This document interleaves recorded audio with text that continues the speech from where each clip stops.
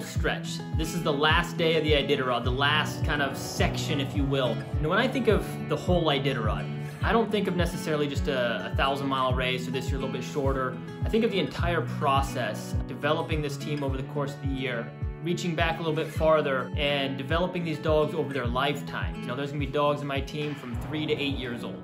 That's a long time that we've been building each individual and working with them and bonding with them to now have this team. And ostensibly the Iditarod is the purpose for that. It gives us a sense of purpose. It gives us a direction. It gives us a goal. But the real purpose, I think, is spending your life with animals, building a team, and feeling like you have a sense of purpose. I think every year when I get to this final stretch of this race, the last day, the last 100 miles, that's invariably what ends up in my mind. As you near the end, I think you look back over your shoulder, all the way back to not only the lifetime of the dogs in my teams, but their parents and their grandparents who taught me how to mush.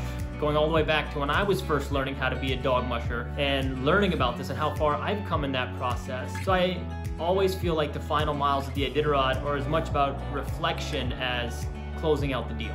The whole experience, good, bad, ugly, no matter what you thought would happen or however you perceive it, the whole thing will be an experience. You can't decide if it's gonna be a great experience, an okay experience, or a terrible experience, but it is an experience.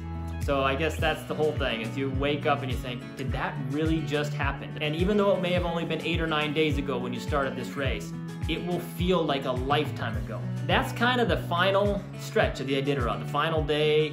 At least that's how I have experienced it. I suppose most are different on some degree, but I'm sure some commonality remains. That is the Iditarod.